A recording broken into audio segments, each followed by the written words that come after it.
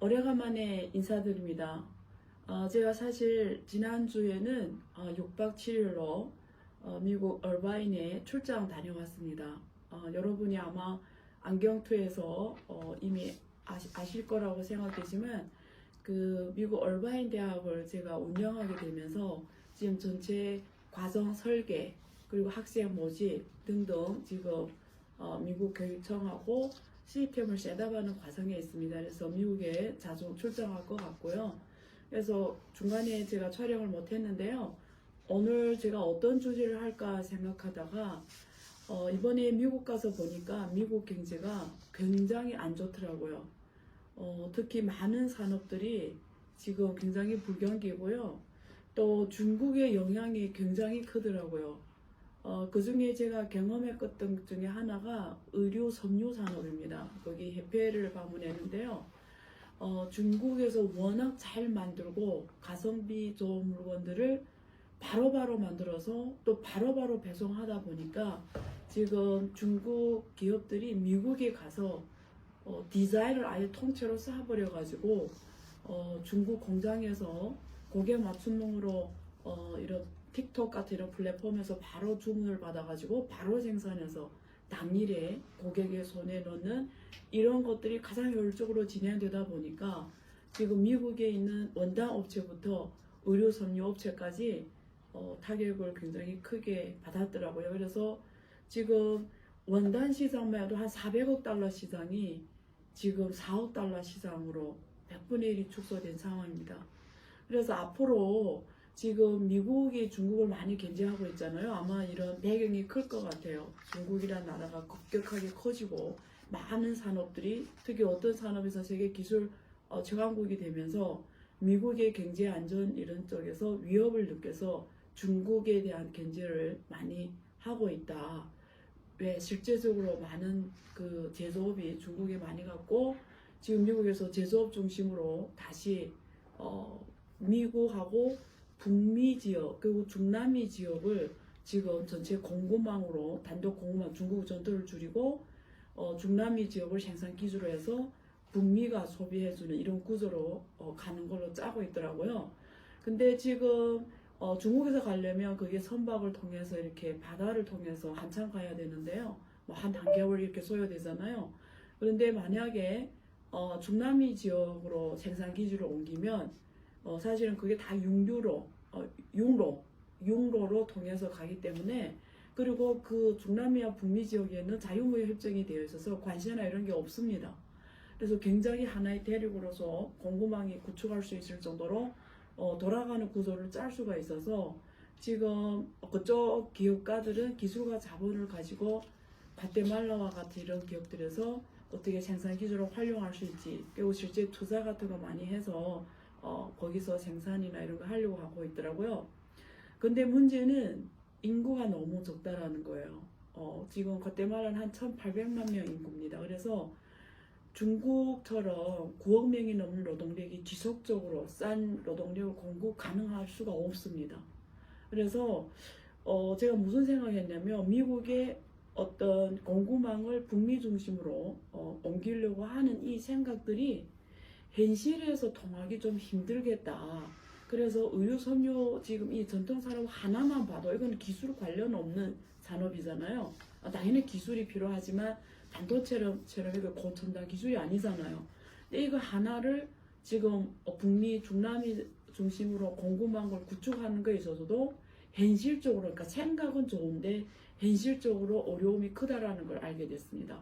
거기 뭐 인구 요소라든지 이제 인력 공급이 지속적이지 않다 인구가 적으니까 그리고 여러 가지 그 물류 상황이라든지 그리고 똑같은 주문한 디자인을 주면 똑같이 만들어낼 수 있냐 이거는 결국 노동자들이 생산성이거든요. 이런 면에서도 갖춰졌냐 등등 이슈가 많아서 거기 미국에 있는 의류 섬유 업체들이 말씀을 제가 전달해 드리면 생각은 어쩌면 미국 내 빈부격차도 줄이고 블루 칼라들이 일자리도 많이 해주고 이런 차원에서 제조업들이 미국에 들어가고 그 주변으로 이렇게 공급망이 형성되면 서로 유인하는 것처럼 보이지만 현실적으로는 중국이 가성비, 중국의 이런 제공하는 가격이 맞출 수 없다. 그리고 장기간 그렇게 될 것 같다. 그래서 미국 업체는 아직도 중국에서 주로 수입해 오는 걸 선호하더라고요.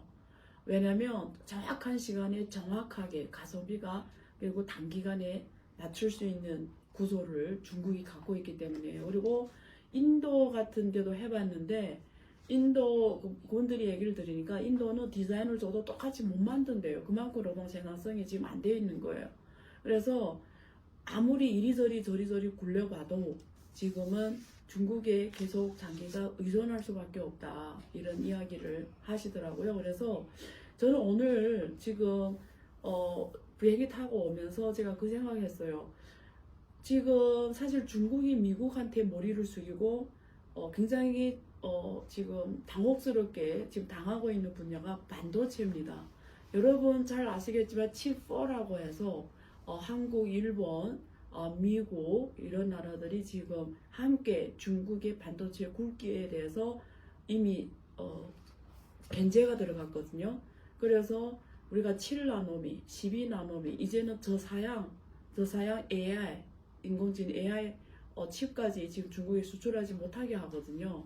그래서 제가 의료섬유업체의 이 사례를 듣고 과연 미국이 이런 중국에 대한 반도체 굵기에 대한 제재가 글로벌 공급망에 어떤 영향을 미칠 것이고 그 속에서 국가 간의 이런 경제의 변화가 어떨 것이고 그리고 과연 미국의 이런 전략이 통할 것인가 이런 거를 오히려 제가 비행기 타고 오면서 많이 생각하게 되더라고요.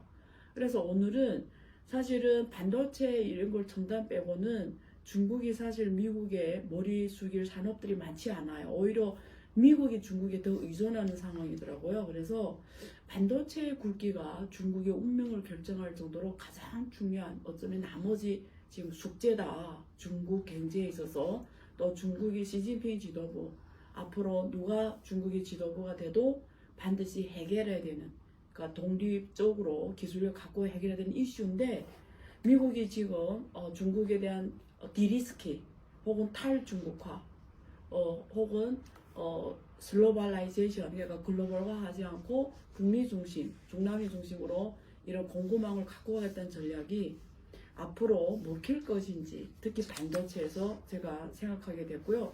마침 제가 늘 지금 책에 대해서 강의를 해주잖아요. 제가 이 책 내용을 매번마다 이렇게 강의 형태로 지금 유튜브에다 올리잖아요. 그래서 제가 오늘 여기 지금 제6장 301페이지인데요. 중국 반도체 산업의 자주 독립 실현 가능성은 이 내용을 가지고 제 생각을 한번 정리해 보도록 하겠습니다. 그래서 오늘은 반도체에 대해서 제가 얘기 나눠 보도록 하겠습니다. 근데 일반 사람들은 반도체를 많이 들어봤고 한국이 반도체를 잘하잖아요. 그래서 한국을 또 먹여 살리는 산업 중에 하나고요. 한국이 또 세계적 경쟁력을 확실히 갖고 있는 영역이 반도체다 보니까 익숙해요. 근데 과연 디테일하게 아냐? 또 그것도 아니에요. 그래서 제가 이 안경 툴을 들으는 분들이 또 반도체에 대해서 정확히 다 안다고 할 수가 없기 때문에 아주 쉬운 개념부터 그리고 인사이트까지 한번 이 시간을 이용해서 말씀드려 보도록 하겠습니다. 반도체는 지금 한국어 반자가 들어갔잖아. 절반. 그것처럼 이게 우리가 보통 그 구리 같은 거는 열 전도율이 전도체잖아요. 전도체. 상온에서 전기 전도율이 가장 좋은 게 구리 같은 전도체라고 해요. 근데 또 유리 같은 유리는 또 부도체라고 합니다. 그러니까 전기 전도를 못하는 거죠. 전련체죠, 전련체. 근데 반도체는 구리 같은 전도체와 또 유리 같은 부도체, 전련체의 사이에 있어요. 중간에 있는 물질입니다. 반도체는. 그래서 세미컨덕터라고 하잖아요. 그럼 이게 무슨 말이냐, 반도체. 이거는 조건에 따라서 전도하기도 하고 전련하기도 한다라는 거예요. 그러면 가해진 전압이나 열, 빛의 파장 등에 의해서 전도성이 바뀌는 거예요. 그래서 반도체라고 합니다. 그래서 일반적으로 규소에 불순물을 넣어서 만드는 게 반도체입니다. 그래서 반도체 개념을 1차적으로 아셔야 돼요. 자, 이런 물질을 반도체라고 하는데 반도체의 중요성은 여러분 다 아시겠지만 반도체는 모든 전자산업에 필수 들어가는 물질입니다. 근데 최근에 와서 우리가 제4차 산업이라고 하잖아요. 제4차 산업, 특히 지금 인공지능. 올해 2024년에 가장 핫한 주제 중 하나가 인공지능이잖아요. 챗GPT가 나오면서. 그리고 미래 4차 산업에서 가장 주목받는 산업이 지금 인공산업입니다.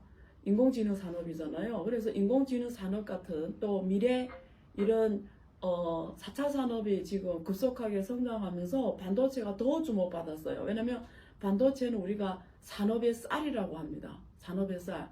앞으로 사물 인터넷 포함해서 자율주행 자동차, 그리고 양자 컴퓨팅, 그리고 모든 미래 첨단 산업에서 이제는 반도체가 없으면 할 수 없는 상황이기 때문에 지금 4차 산업이 발전할수록 반도체에 대한 국가의 중요도가 더 올라갔고, 지금 국가 간에 그 나라의 경제 안보를 결정하는 가장 중요한 전략적 산업으로 반도체가 되어버렸어요. 그래서 지금 중국 기업들이 해외를 미국의 반도체 기업이라든가 한국에 와서 반도체 기업 혹은 유럽의 반도체 기업을 투자하려면 각 나라에서 못하게 합니다. 왜? 반도체가 이제는 국가의 경제 안보를 결정할 정도로 가장 전략적 산업으로 됐기 때문입니다. 그래서 반도체가 그 국가에서 어느 정도 한 국가가 반도체 영역에서 어느 정도 경쟁력을 갖고 가냐가 그 나라의 사실은 운명을 결정합니다.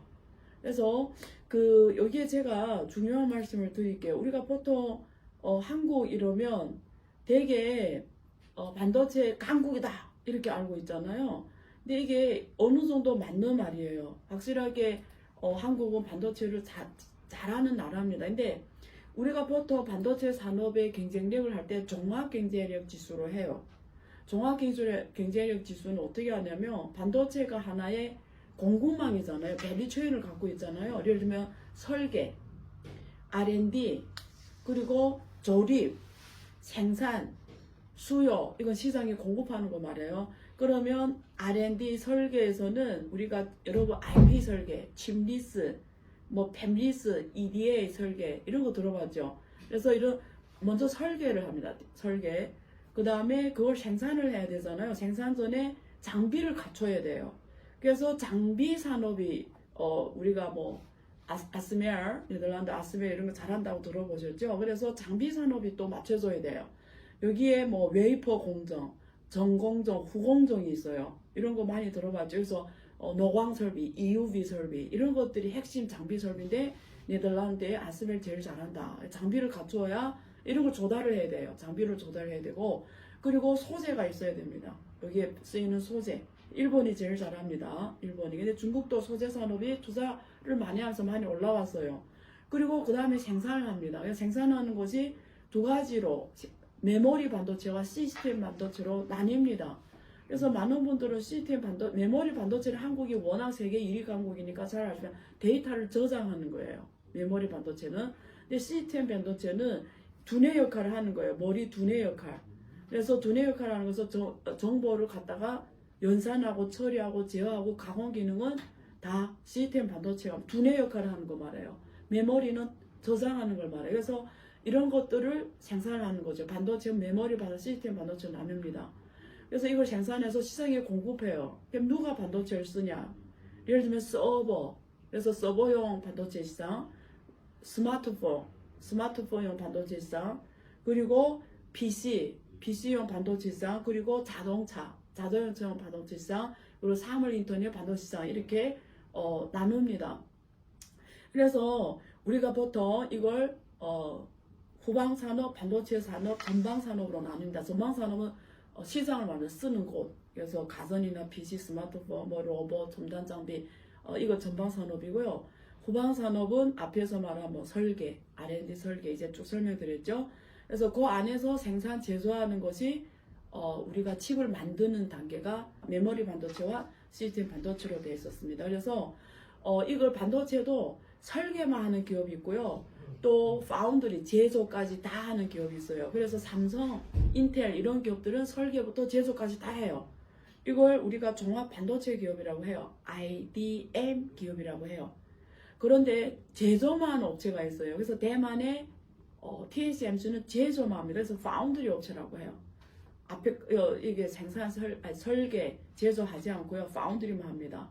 그래서 이렇게 나누거든요. 그래서 파운드리 업체는 팹리스 설계 기업들한테 파운드리 만들어주는 거예요. 그래서 삼성과 인텔은 자기가 다 하는 거고요. 그래서 이렇게 반도체 산업이 나뉜다 이렇게 보시면 돼요. 자, 그래서 반도체 산업은 IP, 설계, 그리고 제조, 검사, 패키징 이렇게 세 개 라인으로 생태계가 나뉩니다. 그래서 어쨌든 이렇게 산업이 나오는데 이런 것들을 다 지수화해서 종합 경쟁력을 개선하면 우리가 보통 중국이 반도체 산업이 낙후하다고 하잖아요. 근데 사실 종합 경쟁력을 보면 미국이 96점으로 올해 100점을 만점에 했을 때 미국이 96점을 가장 높고 대만이 79점 두 번째입니다. 일본이 78점, 중국이 74점입니다. 한국이 71점이고요. 유럽이 66점입니다. 여러분 생각하고 다르잖아요. 중국 이러면 반도체 못한다는데 사실상 한국보다 종합 경쟁력이 더 앞서 있습니다. 그리고 전 세계 반도체 시장에서 종합 반도체 시장 차지하는 비중이 지금 18.6%예요. 미국보다 더 높습니다. 미국은 지금 한 12%밖에 안 돼요. 전체 반도체 시장 점유율이. 그래서 여러분 생각하는 거하고 다르다라는 말씀을 우선 드리고 싶어요. 근데 왜 한국이 반도체 강국으로 돼 있냐? 메모리 반도체는 한국이 87점으로 세계 1위입니다.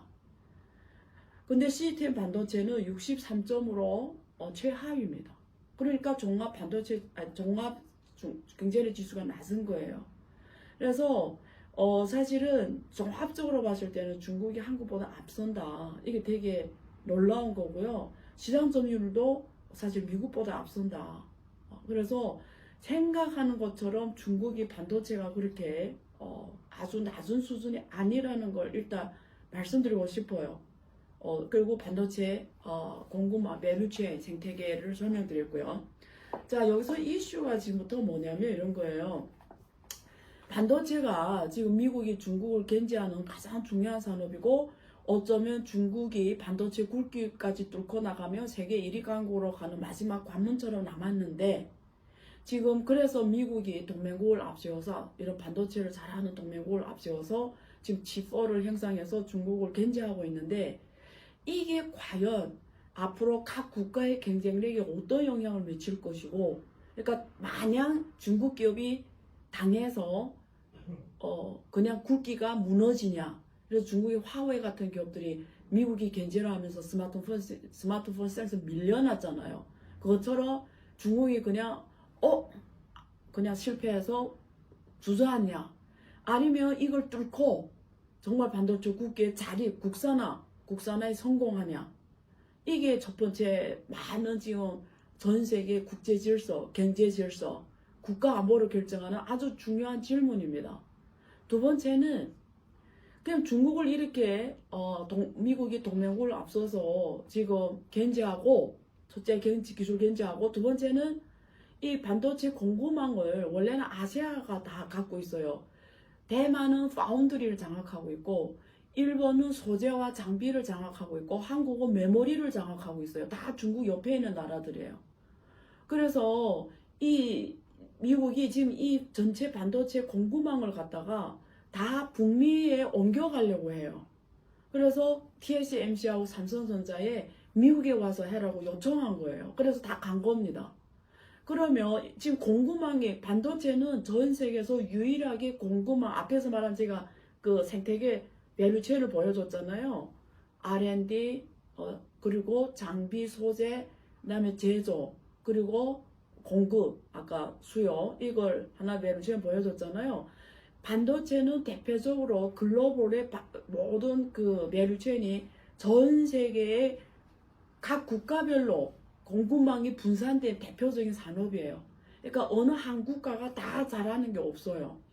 다 잘하는 게 없어요. 그러니까 각 국가별로 잘하는 거를 주요 경쟁력으로 해서 글로벌 시장에서 시장 원리에 따라서 자기네 필요한 걸 사다가 반도체 국내 전자산업이라든가 그 최종 수요단에 공급하는 이런 것으로 과거 몇십 년 발전한 대표적인 산업이에요. 그래서 전 세계 공급망이 하나로 돌아갔는데요. 지금 미국이 이제는 중국이 자기네 패권국가 지위를 위협할 정도로 기술이 올라왔으니까 지금 견제하는 거잖아요. 그래서 지금 앞에서 말한 이런 공급망을 북미에다 해라는 거, 자기네 자체가 갖고 가겠다라는 거잖아요.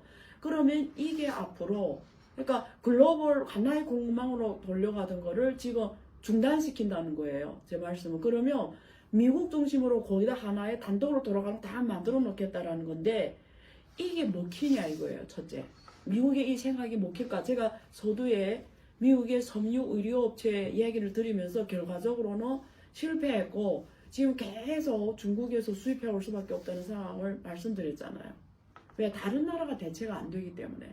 그러면 반도체는 과연 먹힐까? 미국의 생각이. 그래서 요거 말씀, 제 오피니언 말씀드린 거고, 두 번째 말씀드릴 거는 만약에 진짜 공급망이 북미에도 있고 각 나라가 지금 반도체를 국가안보산업을 하면서 각 나라 내에 다 자국에 완전하게 돌아온 공급망을 다 한다고 하면은 과연 반도체의 각 국가의 경쟁력이 어떻게 변할 것인가? 이게 두 번째입니다. 그래서 첫 번째, 미국에 이게 먹힐까?